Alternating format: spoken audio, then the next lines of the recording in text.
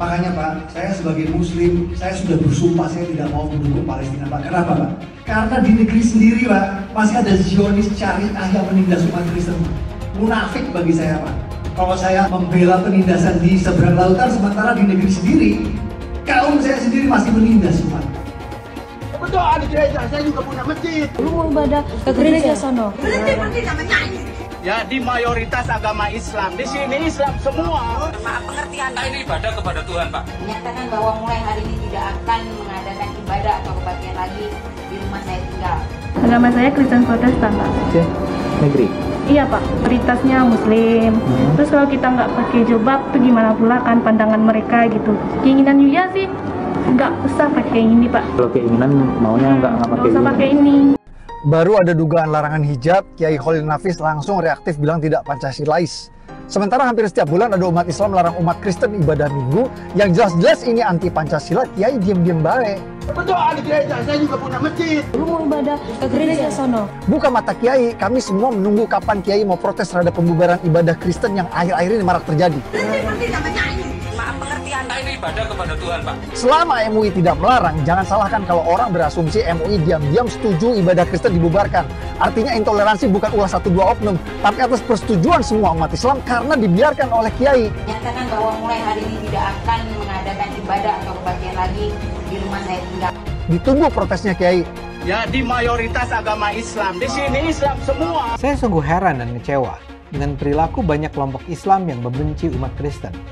Mereka tidak suka melihat umat Kristen beribadah. Mereka tidak suka melihat ada pembangunan gereja.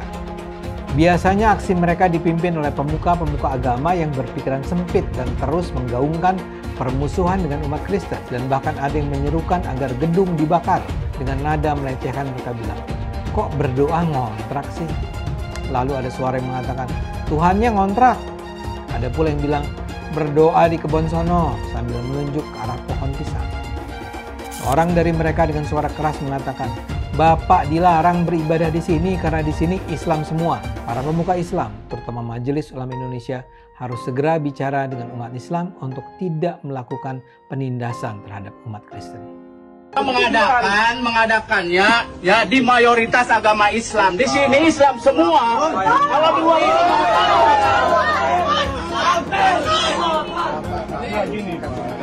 kasihlah kita ini apa Pak? Kita kan masa kita nggak bisa berdoa gitu.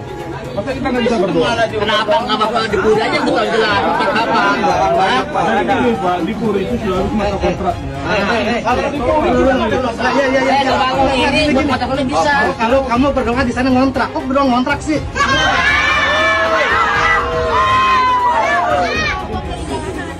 Jadi begini. Apa tuh tadi uang jalanan lo? Monyet lo. Uang jalan. Apa yang habis tuh? Sampai itu uang.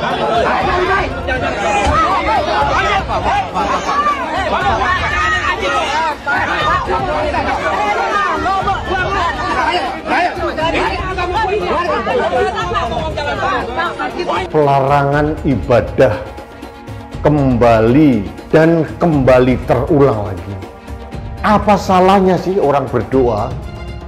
Rumah doa itu kalau di Islam seperti musola. Kita sering sekali berdoa di musola, bahkan sholat Jumat di pelataran, di parkiran, di gedung apapun, bebas kita. Bahkan kadang-kadang tidak di masjid, kadang-kadang mengkooptasi jalan, tempat parkir. Umat Islam juga sering kok berdoa bukan di masjid. Kita mengadakan acara di rumah, acara kadang-kadang menutup jalan. Apa nggak malu kalau kita dikembalikan seperti itu?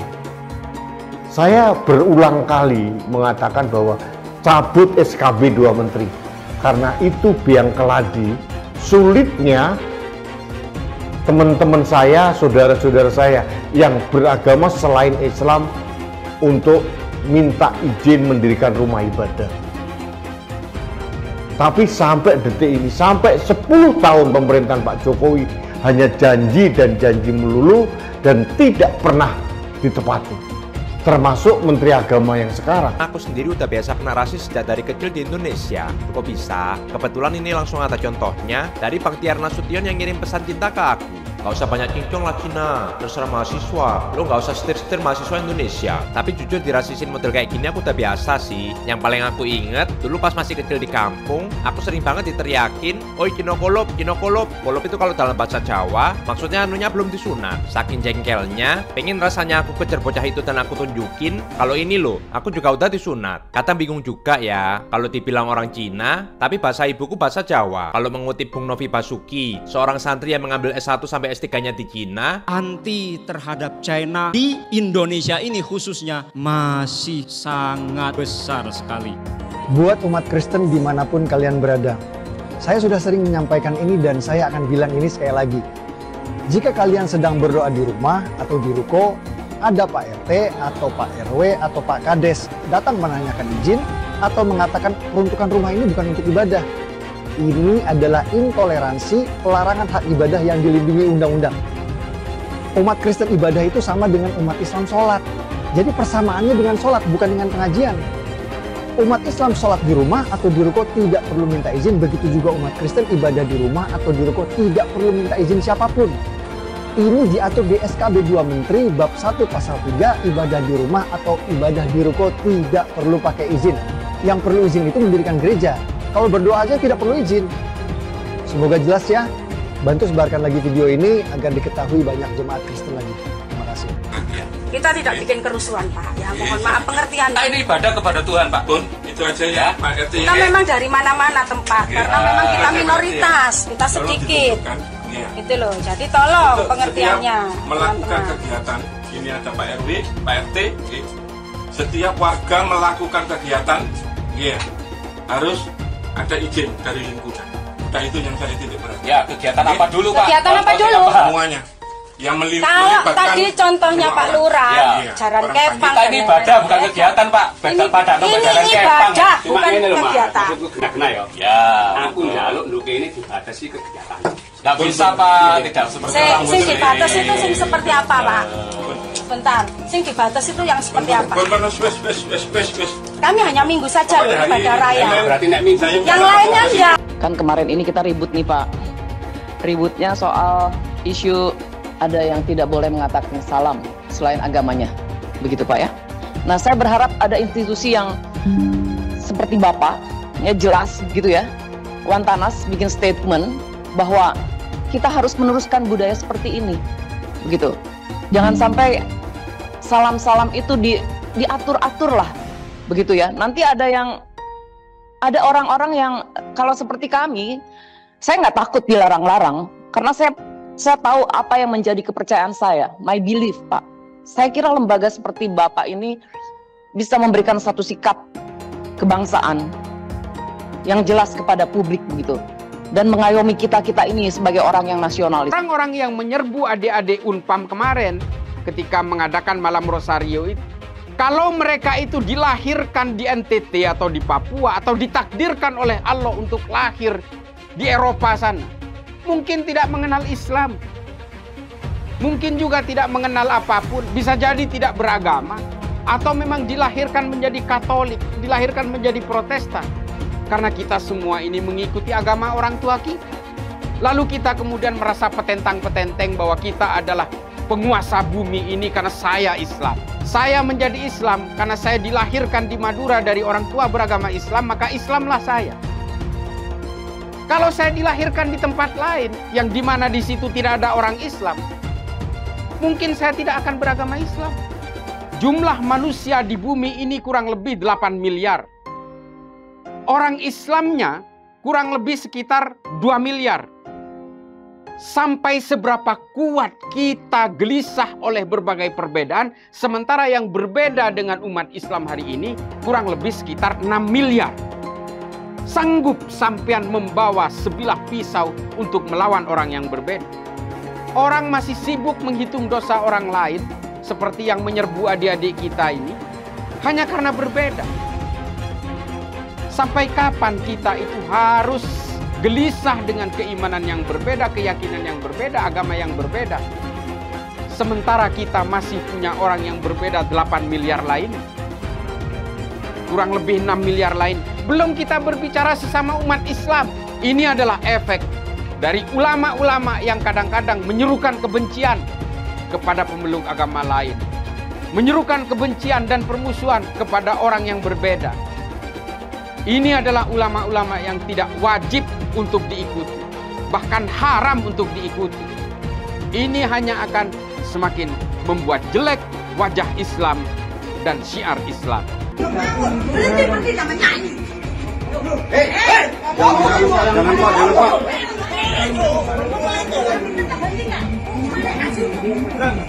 Belum kering mulut ini bahas pembubaran ibadah mahasiswa Katolik di Tangsel, sudah terjadi lagi pembubaran doa di rumah di PCI Perumahan Cermi Indah, Kabupaten Gresik. Jemaat lagi doa di rumah, digeruduk warga yang ngamuk minta supaya jemaat berhenti nyanyi-nyanyi. Klarifikasi pengurus RW katanya di perumahan itu dilarang ibadah di rumah. Pak RW, kenapa yang tidak boleh ibadah di rumah cuma yang Kristen aja? Kenapa yang Islam masih boleh sholat di rumah? Kalau memang dilarang ibadah di rumah, ya yang Muslim juga tidak boleh dong sholat di rumah. Kalau cuma berlaku ke warga Kristen aja, itu namanya diskriminasi SARA dan fobia sama agama Kristen, Pak RW. Yang kayak gini mau protes penindasan Zionis, sementara di negeri sendiri jadi Zionis nindas ke umat Kristen. Umat Islam boleh ibadah sholat di rumah, tapi umat Kristen tidak boleh ibadah nyanyi di rumah. Ini pemahaman Zionis syariah yang harus kita lawan bersama. Selama belum ada itikat baik dari pemerintah untuk mitigasi fobia Kristen yang semakin menjadi-jadi ini, umat Kristen harus bangkit lawan pemahaman Zionis syariah yang melarang ibadah di rumah. Ibadah di rumah adalah hak yang dilindungi undang-undang. Teman saya ngadain ibadah doa Maria. Terus RT ngomong, RT namanya siapa? namanya Diding.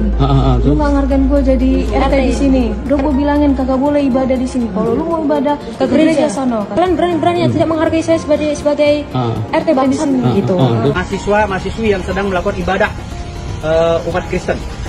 Lalu terjadilah pemukulan bahkan pembacokan yang hari ini kami laporkan. Assalamualaikum. Saya mau meluruskan narasi sesat rumah tidak boleh dipakai ibadah dan ibadah itu harus di gereja. Ini narasi sesat dan biadab. Kalau rumah tidak boleh dipakai ibadah, berarti kita umat Islam juga tidak boleh sholat di rumah. Sholat wajib di masjid. Tapi kan faktanya kita umat Islam boleh sholat di rumah. Begitu juga kalian umat Kristen. Ya boleh ibadah di rumah. Boleh ibadah di rumah. Jadi kalau kalian umat Kristen dilarang ibadah di rumah dengan narasi ibadah harus di gereja, itu adalah narasi sesat yang berbau Kristenfobia dan diskriminasi SARA. Lawan. Ayo, galakan ibadah di rumah. Hak beribadah di rumah adalah hak kalian yang dilindungi undang-undang. Hak kalian yang dilindungi undang-undang. Sebarkan lagi video ini, lawan Kristenfobia, lawan diskriminasi SARA. Dengan ini menyatakan menolak pemberian izin, rekomendasi, dan pembangunan sarana ibadah non-muslim di wilayah Sindang Jaya. Terima kasih. Assalamualaikum warahmatullahi wabarakatuh. GKJ Bandung berdiri dari tahun 1926 sampai hari 97 tahun. 97 tahun. Berarti bisa dikatakan GKJ lebih tua daripada kemerdekaan Republik Indonesia. Itu dia. Tapi yang aneh itu, dulu sebelum merdeka bisa mendirikan gereja. Nah setelah merdeka, lah kok susah mendirikan gereja. Setidaknya 200 gereja disegel dan ditolak dalam 10 tahun terakhir. Dan yang terbaru adalah pelarangan kegiatan ibadah yang terjadi di daerah Padang. Dan itu belum termasuk pelarangan kegiatan ibadah yang belum sempat viral ataupun diketahui oleh semua orang. Pertanyaannya, bukankah di Undang-Undang Pasal 29 tahun 1945 mengatur tentang negara yang menjamin kemerdekaan penduduknya untuk memeluk dan beribadat menurut agama dan kepercayaannya masing-masing? Lantas kenapa kami mendapat perlakuan yang berbeda? Dari dulu saya sudah mengingatkan kalau MUI bisa jadi sarang sebenarnya dari kelompok radikal. MUI dengan segala kelebihannya adalah rumah terbaik bagi kelompok radikal untuk menguasai dan mengkapitalisasi umat muslim di Indonesia. Inilah kelicikan yang membawa nama agama. Setiap tahun ada saja kontroversi yang mereka keluarkan yang tidak membawa kesejukan dalam bernegara. Saya sendiri nggak tahu gunanya MUI itu apa. Ngeri memang MUI ini. Dengan label ulama, mereka menguasai penuh fatwa untuk umat Islam di Indonesia.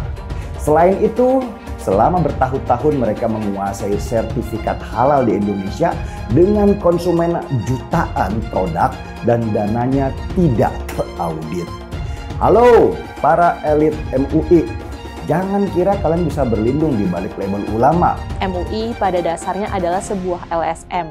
Walaupun tidak memiliki otoritas yang resmi, sayangnya MUI kelihatan abai dalam hal menjaga keharmonisan hubungan antar umat atau antar aliran.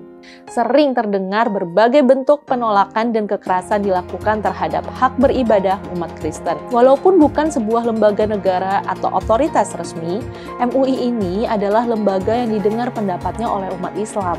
Karena itu, salah satu pihak yang seharusnya berperan untuk menghentikan aksi-aksi semacam ini adalah MUI. Tantangan terbesar yang harus dihadapi MUI saat ini adalah kelompok-kelompok yang tidak toleran atau bahkan kelompok-kelompok radikal. Saya lihat perhatiin sikap MUI ini semua, setiap ada membuat fatwa itu yang tidak menyenangkan, yang ingin buat gaduh. Sepertinya Anda nih bermusuhan sekali dengan yang namanya non-muslim.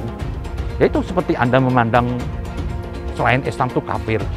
Ini lembaga apa ini MUI ini lama-lama saya lihat? Apa sih MUI? MUI itu bukan apa-apa buat negara ini. Ada dan tidak ada MUI itu nggak menambah sebetulnya. Justru keberadaan MUI ini membuat masalah. MUI itu cuma sebatas ormas kok. Ini semua muslim loh, mayoritas ini yang menolak MUI, termasuk saya menolak MUI. Justru Anda membuat onar. Rakyat se-Indonesia termasuk saya ingin MUI dibubarkan. Jadi lebih bagus bubarkan MUI, bubaran MUI, cukup ada Departemen Agama. Sumbernya atau dalang dibalik pelarangan pendirian rumah ibadah adalah MUI. MUI membuat surat yang mana melarang sebenarnya pendirian ibadah ini. Asalnya gedung ini tidak digunakan lagi untuk kegiatan ibadah. Yang mencoreng kota Binjai dari kereligiusannya, dari kedamaiannya. Kita meminta supaya tidak ada kegiatan di sini. Kami dari masyarakat yang berada dari lingkungan 1 sampai 6 turun untuk Pokoknya dilarang beraktivitas seperti itu. Jadi kalau misalkan Anda tahu, tadi kan kami dengar. Kami dengar di bawah. Memang kita nyanyi, kami cuma berdoa, kami berdoa aja, cuma 12 orang. Iya, cuma kan izinnya itu. Poin penting di SKB 2 Menteri ini yang perlu kita ketahui bersama. Pada bab 1 pasal 3 dari aturan SKB 2 Menteri disebutkan, rumah ibadat adalah bangunan yang memiliki ciri-ciri tertentu yang khusus dipergunakan untuk beribadat, tidak termasuk tempat ibadat keluarga. Poin pentingnya adalah tempat ibadat keluarga tidak perlu pakai izin. Apa itu yang dimaksud dengan tempat ibadat keluarga? Kalau di Islam namanya musola, kalau di Kristen namanya kapel atau rumah doa. Apakah perlu izin untuk bikin musola di rumah atau di ruko? Tidak. Begitu juga untuk bikin kapel di rumah atau di ruko, tidak perlu minta izin. Jadi umat Kristen ibadah di rumah atau di ruko tidak perlu minta izin. Saya ulang, tidak perlu minta izin. Banyak Pak Pendeta dan jamaat tidak tahu pengecualian ini, sehingga mereka pasrah saat ada yang datang membubarkan. Ibadah di rumah dan di ruko sama seperti umat Islam sholat jamaah di musola rumah atau di musola ruko. Dibolehkan oleh SKB 2 Menteri dan tidak perlu minta izin pada siapapun. Jadi tolong pahami pengecualian ini dan jangan lagi mau dibubarkan. Kita mau jujur, SKB 2 Menteri hanya berlaku bagi kaum minoritas saja. SKB 2 Menteri seringkali digunakan menjadi instrumen atau alat untuk menggebuk kaum minoritas, mengancam kebebasan beribadah. Mirisnya tidak terlihat semangat dan kesungguh-sungguhan dari Kementerian Agama dan pemerintah Indonesia untuk merevisi SKB 2 Menteri ini. Itu sebabnya saya mau mengajak melalui video ini, sama-sama kita berjuang untuk menegakkan konstitusi dengan tujuan utama merevisi kembali SKB 2 Menteri ini. Ya, saya tidak mau suatu saat anak-anak saya ketika tumbuh dewasa masih harus berjuang untuk kebebasan beragama. Mari sama-sama bergandengan tangan, berjuang untuk merevisi SKB 2 Menteri ini sehingga Indonesia menjadi rumah yang nyaman bagi semua golongan dan semua agama. Sebenarnya penegakan hukum di Indonesia ini untuk orang-orang intoleran itu sudah bagus, asal jangan pernah berpikir kalian minoritas. Kalau kalian tidak melaporkan, bagaimana bisa diproses? Nunggu sejuta umat bersuara, menyuarakan itu, tapi cuma komentar, tindakannya nggak ada. Bilangnya apa? Kita cuma minoritas. Itulah karena kalian tidak nasionalis, makanya kalian itu mengecilkan diri kalian sendiri. Kita ini punya hak yang sama di Indonesia, ya. Semua yang beragama itu mempunyai hak beribadah. Sejauh ini cuma teman-teman dari Dharmapala loh yang berani menuntut keadilan, bukan karena mereka minoritas, tapi karena mereka punya hak yang sama sebagai warga negara Indonesia. Apakah dalam prosesnya teman-teman Dharmapala itu lancar-lancar saja? Tidak. Kasusnya pernah ditolak dengan alasan laporannya sudah ada atau sudah ada yang melaporkan. Tapi mereka terus kawal, terus kekeh Akhirnya mantan Menteri Roy Suryo bisa dimasukkan ke penjara atas dasar penghinaan terhadap lambang-lambang agama. Apalagi ini yang menyetop orang beribadah, bukan siapa-siapa pula. Terus kenapa alasannya kalian tidak mau bersuara? Kalian tidak mau melakukan, kalian tidak mau melaporkan. Kenapa? Bersatu, berbuat. Jangan cuma diam. Mengenai kebebasan beribadah dan kebebasan beragama. Beragama Kristen, Katolik, Hindu, Konghucu, hati-hati, ini memiliki hak yang sama dalam beribadah.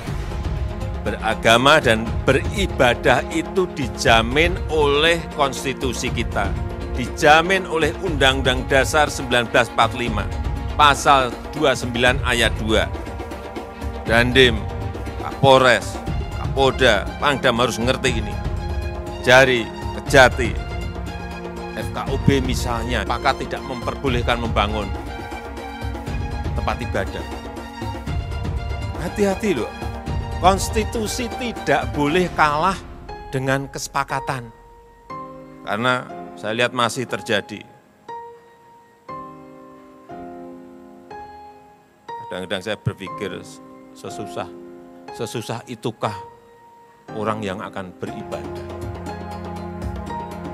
Sedih kalau kita mendengar. Bagaimana dalam agama Islam seorang muslim karena jabatannya dia memberi izin berdirinya rumah ibadah seperti kelenteng, gereja, dia dapat dosa jariah mengalir terus sampai hari kiamat.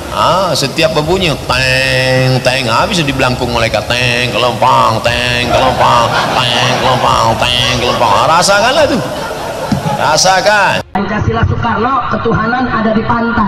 Anak Tuhan dari mana? Kalau Yesus anak Tuhan, bidangnya siapa? Besok di seluruh wilayah Indonesia kami katakan dalam. Karena di salib itu ada jin kafir. Karena di salib itu ada jin kafir. Karena di salib itu ada jin kafir. Haleluya. Kepalanya ke kiri apa ke kanan? Kepalanya ke kiri apa ke kanan? Tetap percaya salib itu lambang mulia, bukan jin. Kok ketawa? Aku nggak nyindir siapa-siapa. Hai teman-teman, tahun ini adalah tahun yang bagus untuk trading di market kripto, terutama Bitcoin dan kripto lainnya. Teman-teman bisa gunakan kesempatan ini untuk mencari cuan dengan trading di market kripto. Untuk trading, teman-teman cukup registrasi dengan menggunakan link di kolom deskripsi, lalu deposit, tentukan apa yang ingin kalian tradingkan, lalu tekan tombol buy. Sesimpel itu. Untuk minimal deposit, cuman Rp400.000 saja. Kita tidak dikenakan fee sama sekali. Saat ini lagi ada promo spesial. Welcome bonus buat kamu yang register dan deposit. Teman-teman akan dapatkan 100% dari jumlah deposit pertama. Contohnya teman-teman deposit 1 juta, maka akan menjadi 2 juta. Karena welcome bonus 100% dari jumlah depositnya. Jika ada pertanyaan, teman-teman bisa hubungi WhatsApp di kolom deskripsi. Saya juga mau mengajak teman-teman untuk bergabung di komunitas trading yang ada di kolom deskripsi. Di sana saya akan memberikan sinyal trading yang bisa teman-teman ikuti. Seperti biasa, kalau kamu suka dengan video ini, jangan lupa komen, klik like, dan subscribe. Saya rasa Anda pernah mendengar nasihat agar seorang Muslim jangan sampai mengucapkan Selamat Natal pada umat Kristen. Itu haram, kata si pemberi nasihat. Bahkan ada pula argumen yang lebih panjang bahwa kalau umat Islam mengucapkan Selamat Natal itu mengandung pengakuan bahwa Yesus Kristus memang anak Tuhan yang lahir pada 25 Desember. Dan kalau itu bisa diterima, apakah hal serupa dapat kita terapkan saat umat Kristen mengucapkan Selamat Idul Fitri atau Selamat Idul Adha? Apakah itu berarti si umat Kristen jadinya mengakui Nabi Muhammad sebagai Nabi terakhir dan mengakui kebenaran Islam? Seperti saya katakan, di mana logikanya? Sangat tidak logis kalau dikatakan mengucapkan Selamat Natal menyebabkan orang yang mengucapkannya masuk Kristen. Dengan mengucapkan selamat, seorang Muslim hanya menunjukkan bahwa dia turut bahagia dengan perayaan keagamaan seorang pemeluk Kristen. Sebuah bentuk solidaritas, kebersamaan, persaudaraan. Kok tiba-tiba saja disimpulkan si Muslim pindah agama? Pertama, tidak pernah ada ayat Al-Quran dan sabda Nabi Muhammad bahwa mengucapkan Selamat Natal itu haram. Jadi, pasti larangan itu datang bukan dari Tuhan dan Nabi Muhammad, tapi dari seorang tokoh tertentu yang mungkin ingin memecah belah umat Kristen dan umat Islam. Saya sarankan Anda tidak percaya pada nasihat itu. Nasihatnya sangat tidak masuk akal dan mengada-ada. Ada kepercayaan bahwa Kristen adalah musuh Islam. Atau kalaupun bukan musuh, adalah kalangan yang tidak bisa dipercaya. Jadi ketika mereka mengatakan jangan ucapkan selamat Natal pada umat Kristen, mereka sebenarnya ingin mengatakan jangan bangun silaturahmi, jangan bersahabat, jangan bersikap baik pada umat Kristen. Mereka melihat Muslim dan pemeluk Kristen berada di dua kubu yang saling bertentangan dan bermusuhan. Saya memahami kekhawatiran mereka karena saya yakin mereka mendapat masukan ajaran dari para pemuka agama yang nampaknya tidak belajar cukup banyak soal Islam. Saya sendiri bukan lulusan sekolah agama, tapi kepustakaan tentang Islam yang tersedia luas menunjukkan bahwa cara pandang yang mencurigai Kristen adalah cara pandang yang sesat atau paling tidak lengkap. Tapi setelah mengangkat cerita dangkal ini, saya ingin katakan saya mengerti mengapa saran semacam itu lahir. Nasihat semacam itu sangat bertentangan dengan akal sehat, namun itu disampaikan karena sebuah alasan yang lebih mendasar. Mereka yang menyampaikannya, saya duga, memang percaya bahwa Islam dan Kristen tidak bersaudara atau bahkan bermusuhan. Cara pandang semacam ini biasa ditemukan dalam sebagian kelompok Islam di Indonesia. Rujukan sejarah dan bahkan ayat Al-Quran menunjukkan bahwa umat Islam seharusnya menghargai dan bahkan memuliakan Kristen. Cerita tentang hubungan harmonis Islam dan Kristen itu tersedia sangat luas sehingga mengherankan bila seseorang benar-benar belajar tentang Islam, dia akan luput memperoleh pelajaran tentang kemuliaan Kristen di mata Islam. Al-Maidah ayat 82 yang mengatakan, dan sungguh orang-orang yang lebih dekat dengan orang-orang mukmin adalah mereka yang menyatakan sesungguhnya kami Kristen. Jadi terlihat di sana bagaimana Kristen memiliki posisi istimewa di mata Islam. Umat Kristen digambarkan akan mendapatkan pahala, tidak memiliki rasa takut, tidak bersedih, beriman kepada Tuhan dan hari akhir, menyerukan kebajikan, menjauhi kemungkaran, dan mengutamakan kebaikan. Karena itu Al-Quran menegaskan bahwa orang-orang yang lebih dekat dengan orang-orang Muslim adalah orang Kristen. Jadi adalah menyesatkan untuk dengan begitu saja menggambarkan Kristen sebagai musuh Islam. Apa yang saya sajikan di atas mudah-mudahan bisa membuat Anda setuju dengan saya bahwa sangat tidak masuk di akal kalau Islam dianggap melaknat Kristen. Dalam Islam, agama Kristen adalah sebuah ajaran yang mulia. Al-Quran mengajarkan umat Islam untuk menghormati, menghargai, dan memuliakan Kristen. Mari kita bersama sebarkan suara persaudaraan dan persahabatan antara umat Islam dan umat Kristen ini. Tentu saja setelah mengatakan itu, saya harus katakan memang terdapat juga ayat Al-Quran yang mengajarkan umat Islam untuk bercuriga dengan umat Kristen.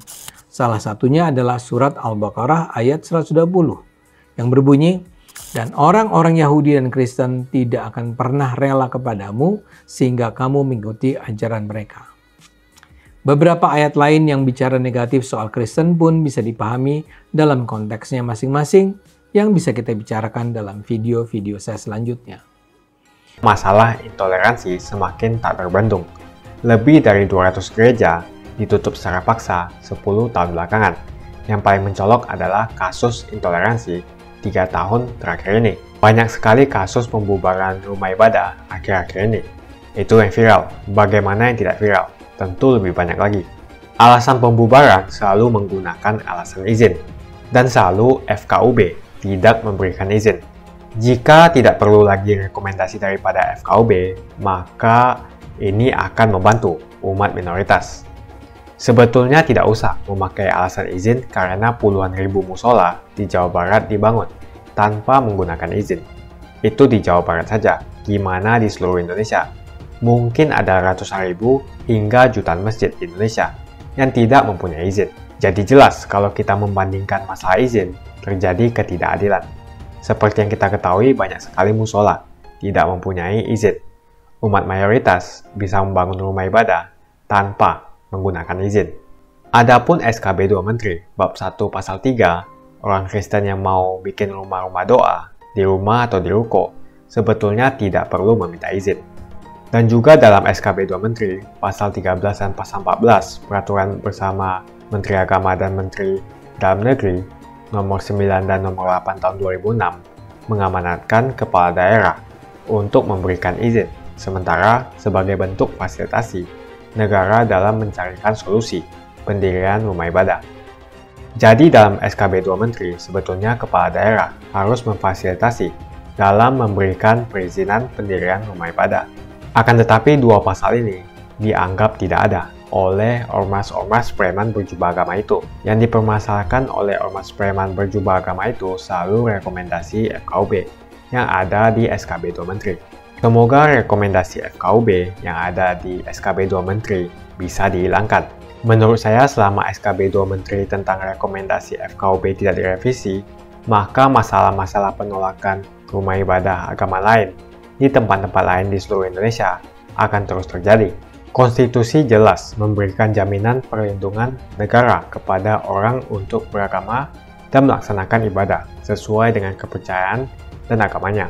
Maka tidak boleh tunduk pada kesepakatan. Bunyi pasal 29 ayat 2 Undang-Undang 1945, negara menjamin kemerdekaan tiap-tiap penduduk untuk memeluk agamanya masing-masing dan untuk beribadah menurut agama dan kepercayaannya itu. Mulai saat ini jangan diam. Bila rumah ibadahmu dibubarkan, kita sudah punya undang-undang yang melindungi. Bukan hanya itu, SKB 2 Menteri juga sebetulnya melindungi umat minoritas. Jadi ayo bantu sebarkan video ini, supaya semakin banyak yang mengetahui tentang hal ini. Menurut saya, pemerintah pusat harus terus berkomunikasi dengan para pemuka agama atau penceramah agama yang selama ini masih merasa dan percaya bahwa kehadiran gereja adalah hal yang harus ditolak. Dan para pemuka agama itu harus sadar bahwa menolak pembangunan gereja bukan saja bertentangan dengan konstitusi, tapi juga bertentangan dengan ajaran agama itu sendiri dan juga akhlak. Jadi menurut kalian, kenapa ada keinginan untuk menutup atau mengganggu rumah ibadah agama minoritas? Apa alasannya? Tuliskan menurut kalian apa alasannya, dan kita akan bahas di video selanjutnya. Jika kalian suka dengan pembahasan saya tentang perizinan rumah ibadah, pastikan Anda semua menekan like di video ini. Dan bagikan video ini ke teman dan family Anda supaya mereka semua mengetahui informasi ini. Tekan tombol subscribe dan bunyikan lonceng notifikasi supaya kamu tidak ketinggalan info dari channel Jonas Leong.